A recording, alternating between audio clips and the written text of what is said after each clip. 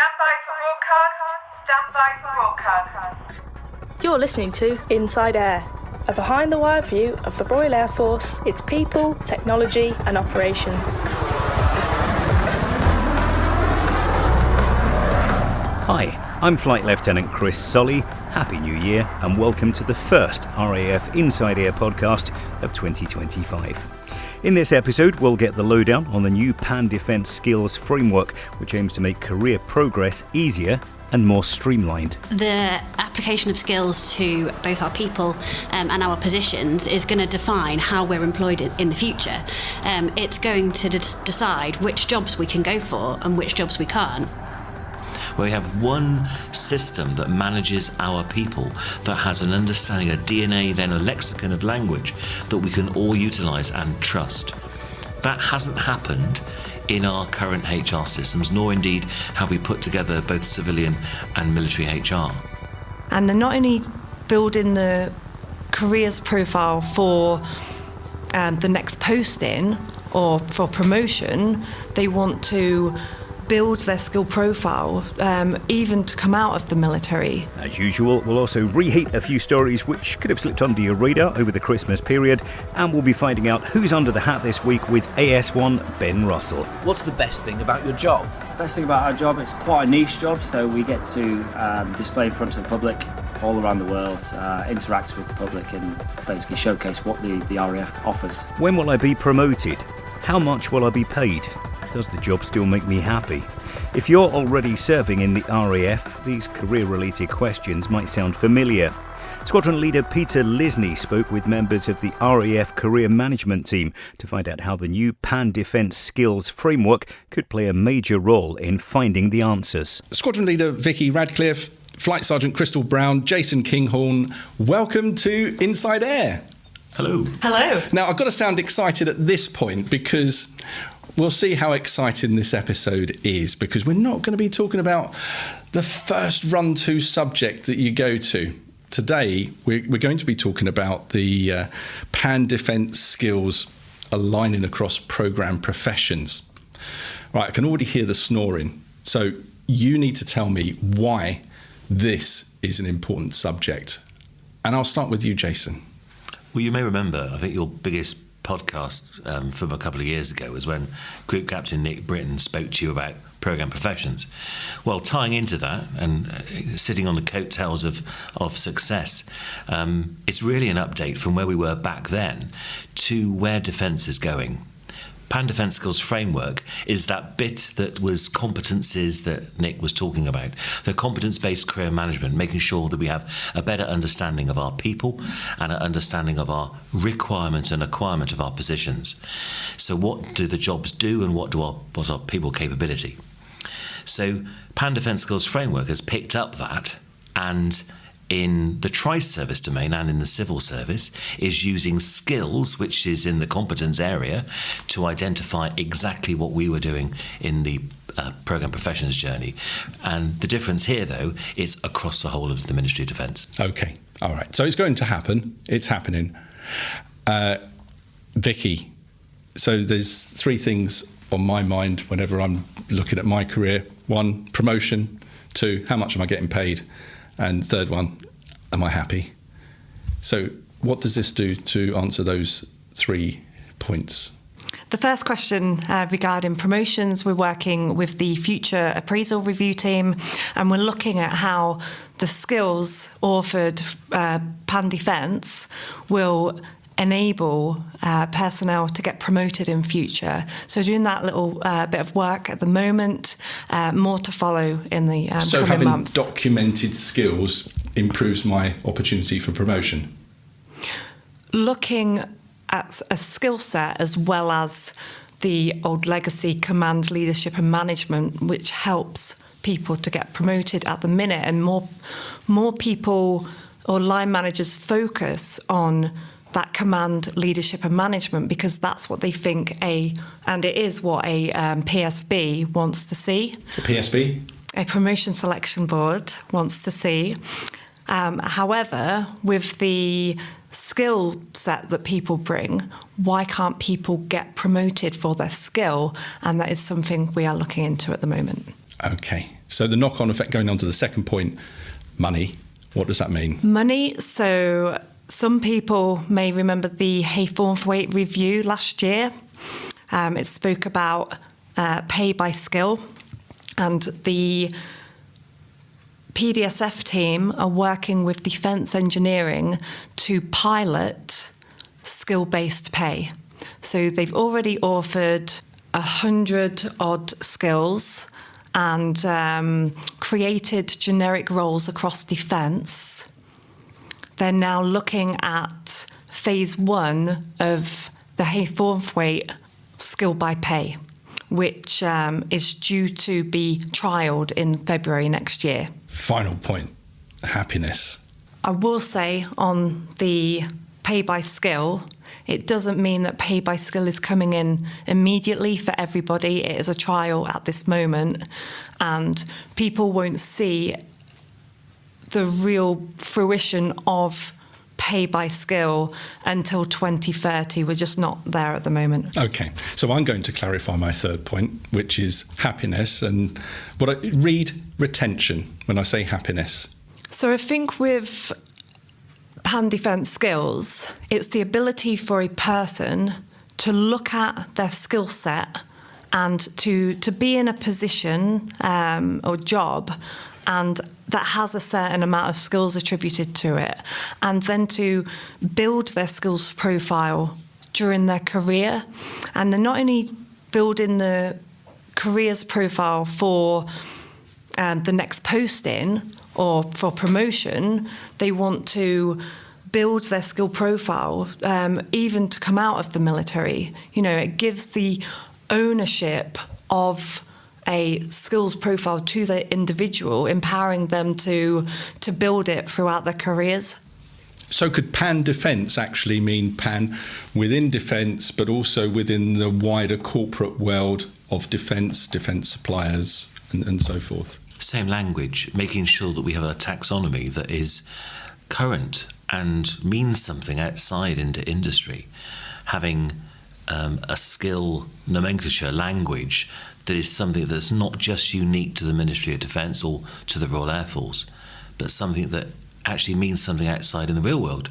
And actually that interchangeability of skills between your civilian life and military, perhaps bringing something to us in the military that is something from your life before you join the military, and then that can be relative to actually embedded with a sort of an enterprise approach to working with industry, where we need engineers, where we need people to be able to talk a language in cyberspace, for example, where we're not unique in the MOD, it's actually something wider in other government departments, the transferable skills, and actually epitomises the transferability, agility and flexibility of professions. We know we're looking for, this is a pan-defence system. How do you cut across the ranks with skills? I mean, will the skills be related to rank as well?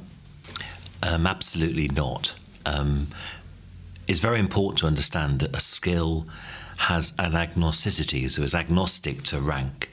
And service, we've taken out in the skills authoring process those references to Army, Navy, Air Force, or civil service, the 4 different organisations that are feeding into these skills frameworks, and industry, of course, where we have those, say, project delivery, and the GHOST framework that sits in the background there is an industry standard.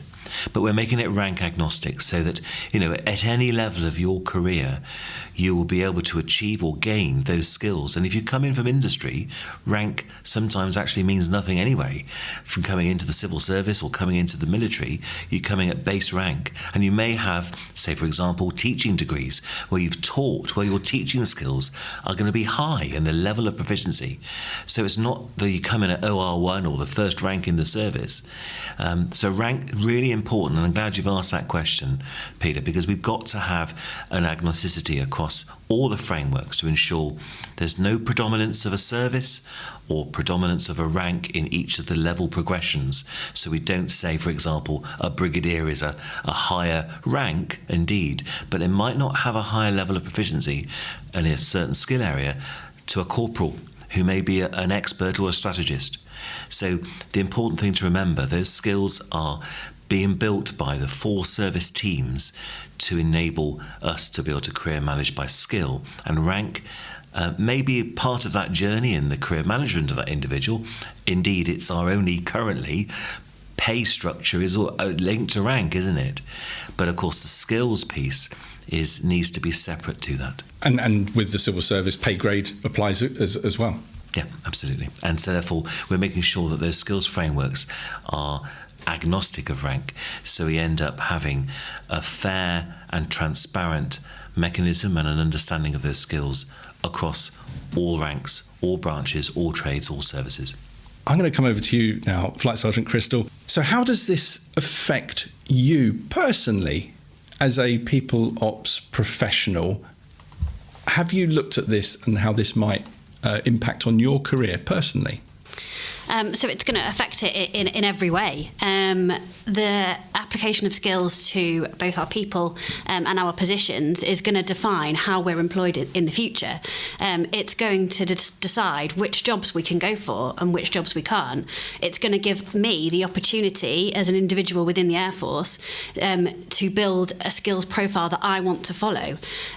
So there is always going to be service requirement, of course, but I can kind of stream, if you like, in the areas in my profession that really interest me by gaining the skills in that area and kind of becoming an expert, maybe. How would this look for you, Crystal? If you've been thinking about it, if you don't mind sharing, what does interest you in people ops, and where do you want to go with it? I'm a bit of a geek, if I'm honest. I really like policy, and it doesn't people policy. I really like anything to do with policy that affects our people, and I really want to be kind of in the space where I'm influencing that policy, not just following it. So there are some policy skills within the Pan Defence Skills Framework. So I can look at those skills. I can look at the jobs across defence, across the Air Force that have those skills attributed to them, because some jobs will require them, some jobs will acquire them. So I can go into a job and acquire those skills. I can kind of focus my career on gaining those policy skills that I want to demonstrate. And then that makes me really suitable for some of the higher level policy roles because I've then got the skills. So that's kind of my kind of interest. But it's not just the policy, it's the policy with the knowledge. So I've got a real interest in human resources, because that's what I am. I'm a people specialist.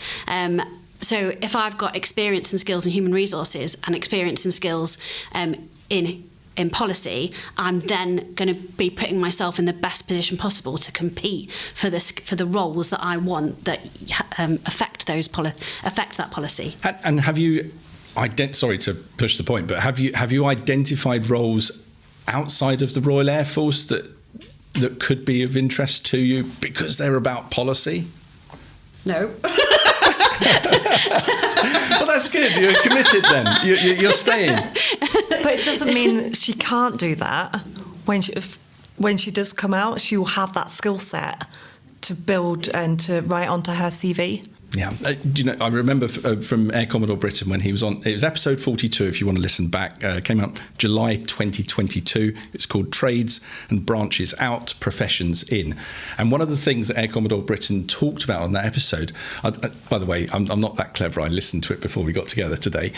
But he talked about being in the Royal Air Force maybe 20 years, and we're a meritocracy. We take people from all walks of life, and then we give them skills, we train them, we upskill them, and hopefully, he was saying that at the end of that, maybe a 20-year career or so, they can go out into find the bigger and better in the new career. Maybe have 6 careers in their life. Yeah, they'll build that skill set to do that, but then there comes a time when they might want to rejoin the RAF as a reserve. And what skills do is enable us to recruit reserves for their skill instead of stovepiping them into a profession. So we speak about the branches and trades going into professions, having different specialisations and that agility and flexibility within a profession. But actually, as a reserve, you can be recruited for a skill set which is not stovepiped into a single profession. Yeah, cyber reserves. Exactly. Yeah. Right. Now, did you have another thing to say there, Crystal? It was just to go back to the kind of the point on promotion. We already, in some areas across the Air Force, we already promote by skill. So if you look at specialisations such as PTIs, whilst PTIs as a group go together to a promotion selection board, they're selected based on their skill set, i.e. are they an ERI or their sub-specialisation as it is at the moment, their qualifications, their skills and experience. Are they an ERI? Are they a PJI? Can you just give me what those acronyms mean? Sorry, are they an exercise rehabilitation instructor? Are they a parachute jump instructor? And are they, I think it's adventurous training instructor, but if I've got that wrong, I'm really sorry, Warrant Officer Callahan. But so they're selected for promotion based on their skill and where the service requirement is. So if the top 10 of the promotion selection list are all parachute jump instructors, but actually the vacancy is an ERI, then number 11, who's the ERI, will be promoted ahead of those 10. So we already do elements of that. This is interesting because what you're telling us here is that we can almost gamify this. We can look at where the shortfalls are, the gaps are, and prepare ourselves and get those get those skills to make us more competitive for promotion. We can, but we can only do that if the job specs and JPANs are up to date. So what we're asking professions to do now is to do a 100% check of all the roles and responsibilities on their JPANs, so that when we have got all of the skills authored by March next year, we can be more informed to map the right skills to the right jobs. Does this mean people will be arriving into the job prepared to do the job, or will they still have to spend the first year or so getting up to speed? It very much depends on the job. So as the profession advisor team, we've had to identify which roles that you can go in and take that time, learn that skill, acquire it, and then which jobs you already have to have the skill to go into it, so will be required. So each profession is different, each specialisation is different, and each job is different. So there will be numerous jobs where you can go in and you'll learn it and you'll acquire it and you'll take that year. There'll be other jobs where you'll already have to have it, and that's up to the profession advisor teams to identify which roles are for each. So a phrase that we hear a lot in the military, get me someone who's SQEP. That's normally after someone's made a big mistake. Can you explain the acronym SQEP, and will it still be in our lexicon? Will we still be able to use the word SQEP, or is that banished? Is not banished, no. SQEP is something that we use. What does it mean? What does it mean? Suitably qualified, experienced personnel. Thank you. So it's something that sits as sort of like a hover above the real detail. The real detail is things like competencies, things like these skills, which we'll tell you more about in a second, qualifications, licenses to operate, memberships, professional bodies, training courses. All of those things are SQEP.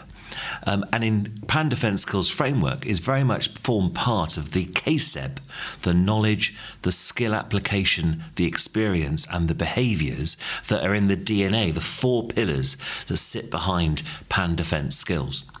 So SQEP is still something that you can use, and it's something that you'll hear a lot around defence and in the real world outside of the Ministry of Defence, but it's certainly not something that is defined in one specific field on JPA, for example. Okay, it's a colloquialism. Yep.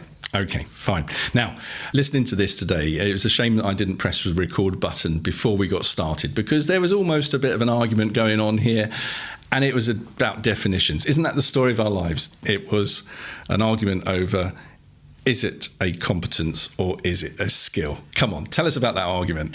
Well, if I may kick off first, we've inherited lots of data.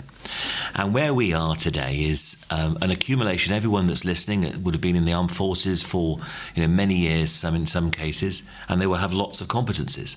They'll have lots of qualifications, and by that I mean academic qualifications, some recorded, some not. They'll have training courses, some recorded as competencies and some recorded in training history. And there's been a big pot mess since JPA went live. I mean, by pot mess is an able term, but it's basically a mishmash of different approaches to data fields in JPA, where all three services really have used JPA slightly differently. And JPA, just for those that are not in the military, what is JPA? Joint Personnel Administration. So since 2006, our HR system that supports military personnel. So it's been a bit of a, for 20 odd years, it's been a bit of a mess. This field had 53,000 competencies in, lots duplicated from the Army, the Navy, the Air Force. And therefore, where we're coming from doesn't make the answer very easy, but it shouldn't be easy.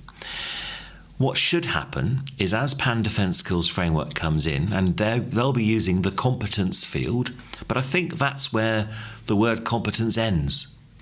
Because JPA has this field that puts data onto people and that puts data onto positions that reflects the position requirement and acquirement. And that field is the competence field. That's the only way we can get to understand, really, unless you use rank and branch and trade and now profession specialisation, to understand what a job, a position, or what a person is. And as a service, the last 100 or so years, and the Army and the Navy similarly, everything seems to hang on rank.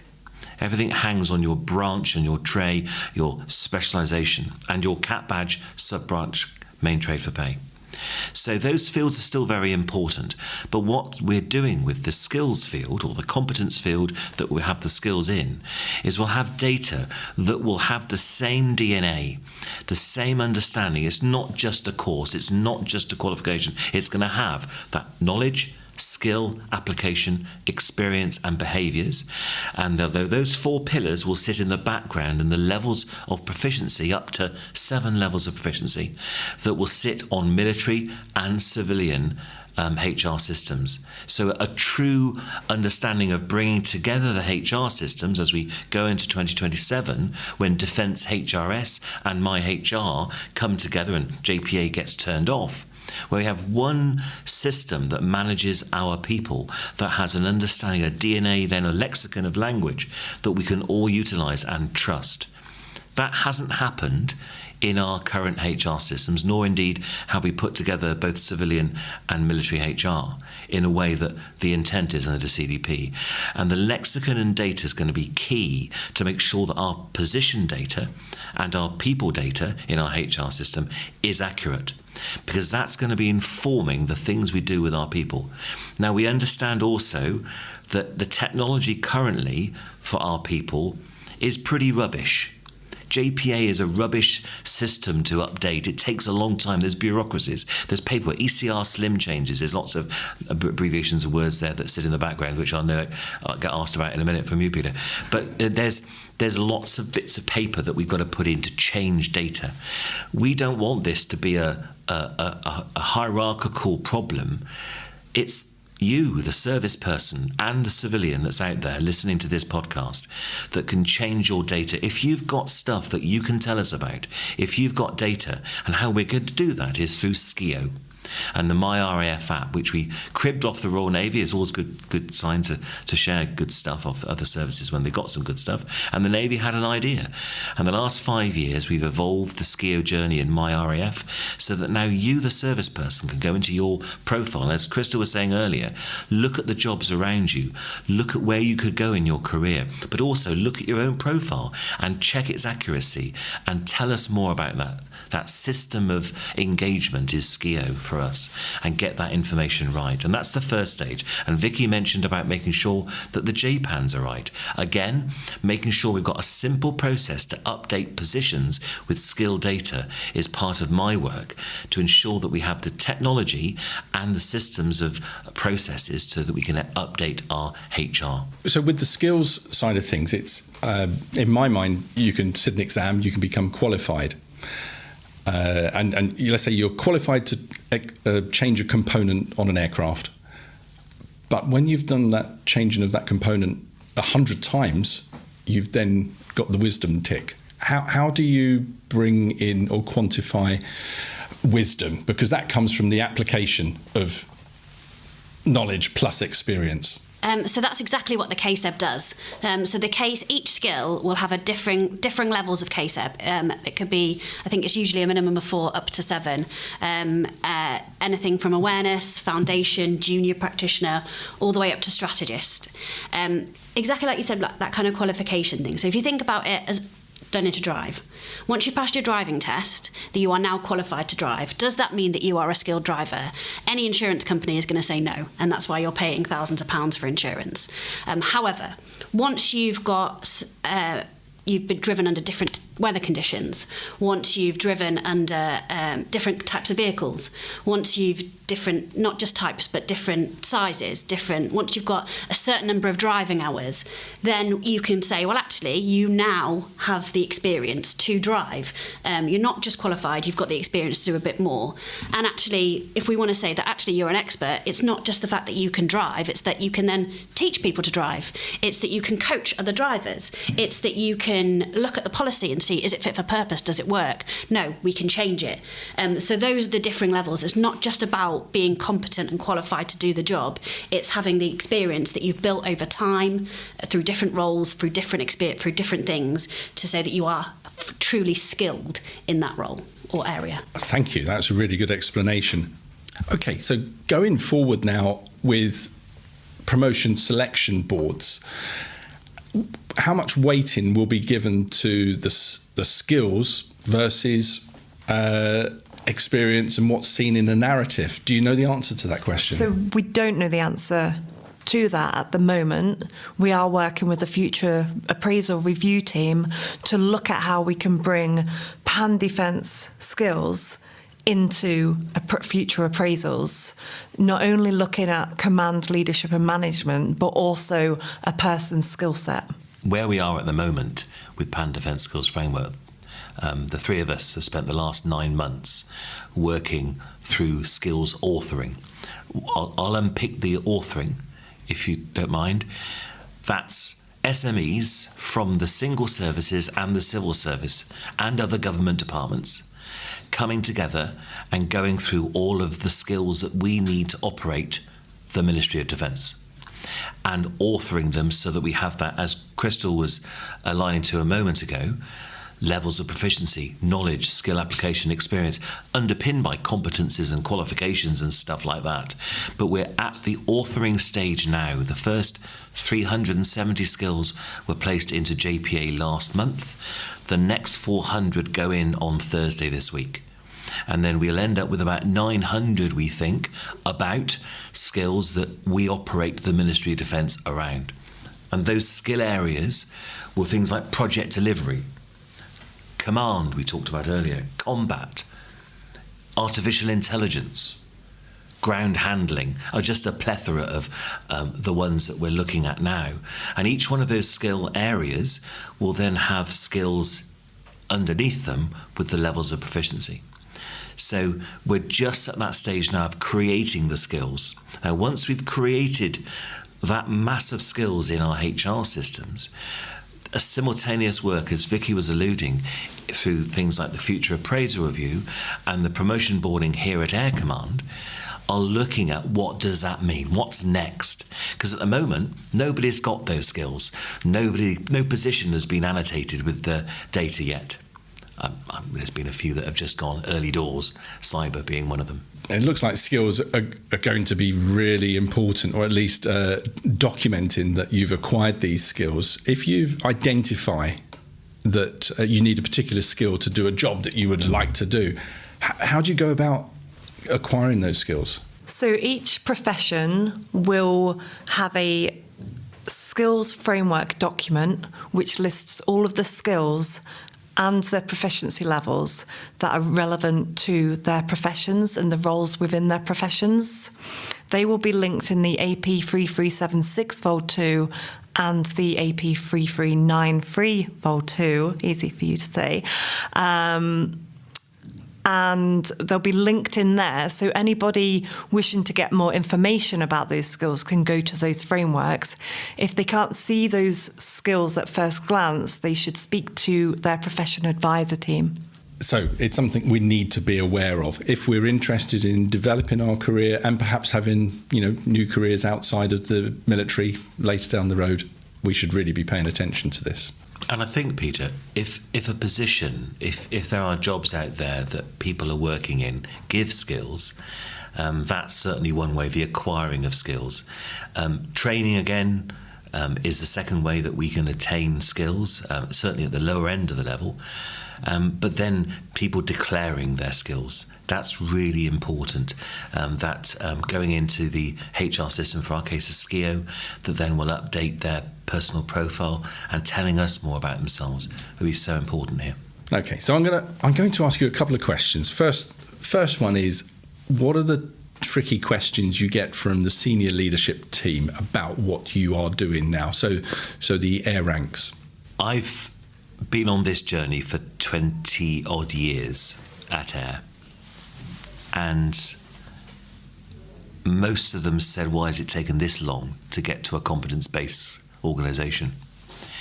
And the data that we have on our people is massive, and it's a lot of it wrong, and a lot of the data needs to be reflective of a common approach. PDSF, Pan Defence Skills Framework, has scratched that itch. Pan Defence Skills Framework starts to give us a level playing field across all the human beings working in our company. And it's now the culture of profession programme that is changing the evolution of how we manage our people, or giving us the opportunities to manage our people more reflective of their skills and the qualifications that they offer us. So the biggest question I get is, why has it taken so long? And it's a really difficult area. It's going to take a long time to change a culture from looking at their cat badge being everything. And this is the evolutionary journey that the DCAS, ACAS and our organisation has started us on. But actually it dovetails well with where the whole of the government is going, and to be a skills, as Vicky said earlier, a skills-based organisation. It is the right track to go on, and therefore now the leadership of this organisation is very much bought in, as I would hope everyone else would be. Okay, that's good to hear.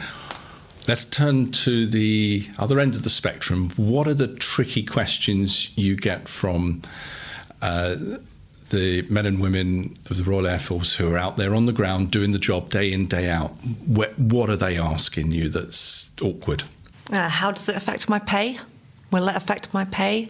And at the moment, as I said earlier, we are doing a trial for a skills-based supplement with defence engineering. The trial will start next February, and once we've got that data, we'll be able to see if we can adopt skills-based pay throughout defence. But until we get that data, we really don't know how it's going to look. And Crystal, anything to add? So the questions we tend to get from our kind of town halls and stuff is, one, am I going to be disadvantaged if I can't get skills? And two, how can I get extra skills? And it's kind of important to note that even though we're going to have professions as skill area owners, the 900 odd skills that are in the skills bank are available to anyone. So it's not a case of because it's a people ops skill, only people ops can get it. Anyone can, as long as you can demonstrate that you have met the KSEB for that skill at the level that you're applying for. So regardless of what your kind of history, what your branch, what your profession is, if you can meet the KSEB for any skill, you can be awarded that skill, and whether it's on your jobs or not. The second question we tend to get are, how will I be disadvantaged if I'm in any role, if I'm in a NATO role, if I'm outside of sort of core profession or core RAF? No, you won't. There are skills for every single role that our people fill. all over the world, all over defence. Every single role will have skills attributed to it. If there's someone listening to this today and it's really sort of created questions in their mind, concerns, or they just want to wrap their arms around you and say, thank you very much, it's taken so long, how do they get hold of you? So the PDSF work strand is being delivered by the Programme Professions team. Therefore, if people want to ask any questions, please go on to the RAF SharePoint page, click onto the Professions button on that page, and just get in touch with anybody that you see on that SharePoint page, on the Professions SharePoint page. Great. Okay, so just point a note, you do need to be in the Royal Air Force to be able to do that. It is a behind the wire thing, but yeah, thank you very much, Jason. And on that behind the wire thing, you have to be in the Ministry of Defence, I guess, to have access to the Pan Defence Skills Framework work, because actually it's joint. So there is joint pages as well under CDP, Brigadier Kirsten Douglas, who's leading the charge on that work. So RAF, we've got our professions page, as Vicky alluded to, but loads more information coming out from the MOD Centre media team that's on the Pan Defence Skills Framework. Just punch it in on any good Google site and you'll see it. Yeah, but it's vital, isn't it? If we can be posted off to Strategic Command and we're in a very tri-service environment, it's going to be really important to us that our skills and the skills of the person sat next to us are going to be recognised and the right people on the right seats doing the right job. You're absolutely right. Last week we were in the Falklands doing briefs on it down there, and to our service personnel down in the Falklands, and it is so key that we work alongside a whole raft of agencies, not least the other services, who have a whole raft of skills that do so much stuff, and that interoperability and how we work together and gain that ability and skill from each other is so important to understand. So you're very right. The Strategic Command and that joint rotational positions, those environments that are not just single service, this is much wider and broader that sits across the whole of the MOD. Final thing, just to wrap things up today, are you all painting the 4th rail bridge? Is it a never-ending task, or is there end in sight? The delivery schedule at the moment is to complete the Baseline 1 skill offering activity. That will finish on the 31st of March. This gives the professions teams a opportunity to complete 100% review of their JPANs, which will inform skill mapping once they're all authored and uploaded onto JPA. What we have asked professions to do is create a timeline that's suitable to their profession, and to communicate with their cohort and build up a network of SMEs and PDSF champions. So expect to see more regarding communications about the Pan Defence Skills Framework.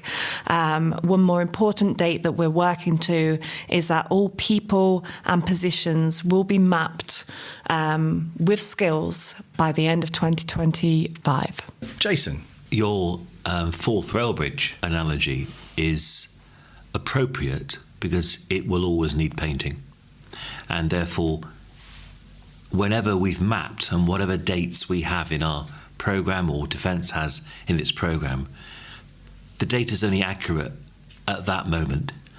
And therefore this is a journey onwards, that skills will evolve. Tomorrow you'll get new skills, you'll have new courses, you'll have new qualifications. It's so important that the accuracy is a time shot, isn't it? It's actually, and that's the intent of this programme, is to evolve the journey of skills as we start to explore space. Perhaps more space skills that happen and new different environments, but it's making sure that today we have the data that accurately reflects our people and position.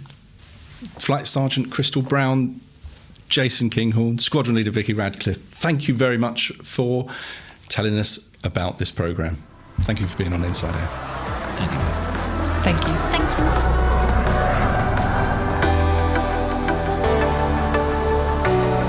This is Reheat for Inside Air, where we take a look at some of the RAF stories you may have missed. I'm AS1 Chris Keane. Poseidon instructors from RAF Lossiemouth have begun training Canadian crews ahead of delivery of their own Boeing Sub-Hunter aircraft. Aircrew from 42 Torpedo Bomber Squadron have taken 4 personnel on their first flights with the P-8A to integrate them into the UK force. These training flights allowed the Canadian aircrew to understand the role of maritime protection in keeping the UK's seas and skies secure, as well as gaining experience in the technical aspects of the aircraft. Fighter pilots are set to test cutting-edge Striker 2 helmets for the first time at the end of the month. The trial follows a £133 million contract to BAE Systems. Under the new deal, £40 million will come from UK Defence to enable RAF personnel to use the equipment, which projects mission data onto the pilot's visor. American bombers have dropped live weapons on simulated enemy targets on the north coast of Norway, supported by UK F-35s. Jets from Britain, Norway and America used data-sharing links during the operation, with a British rivet joint in support, allowing US Air Force B-52s to carry out the mission. Hundreds of new homes are set to be given the green light at RAF Bryce Norton after a deal was struck to bring service housing back into public ownership. The government hopes the move will save around £230 million a year in rent to private landlords, freeing up cash for new build projects. The deal ends an arrangement which has seen the taxpayer spend billions on rent while still paying rising maintenance costs. And finally, it was a dream come true for 2 RAF American football stars. Corporal Curtis Calhoun and Sergeant Ben Harris played in an invitational game for the Sealand Seahawks. They faced an all-star side at Ed Clark High School in Nevada, but unfortunately lost the game 32-0. Putting that aside though, the pair are hoping that their selection for the game will highlight the growing status of American football in the UK Armed Forces. And that was Reheat for Inside Air. Thanks very much, Chris. And now it's time to find out who's under the hat with Ben. I'm AS1 Ben Russell, and this is Under the Hat, where we get to know an aviator in less than a minute. Name you're known by. So my name's Sergeant Gabe Coleman Moffat, known by Gabe. What's your profession? I'm a parachute jumping instructor, currently working on the RAF Falcons parachute display team at RAF Bryce Norton. What's the best thing about your job? The best thing about our job, it's quite a niche job, so we get to display in front of the public all around the world, interact with the public and basically showcase what the RAF offers. Hardest part of your job? Hardest part of the job is probably the planning behind all the jumps, so everything from the team sort of leaving the door to conducting the display, to getting the aircraft, the pilots, the crews, conducting the display until everyone's safely down on the ground is your responsibility. Best location you've served? Best location I've served, so a lot of our time is spent at Bryce Norton, but we do display around the world. Best display that we've done so far, I'd say, is on the Gold Coast in Australia. What bit of luxury kit do you never deploy without? Luxury kit, a helmet would save me from knocking myself out, would be good. And what's your proudest moment in the RAF? Proudest moment would be I was the last UK parachutist to jump from the C-130 before it was retired out of service. Thanks, Sergeant Gabe Coleman Moffat, for joining us on Under the Hat.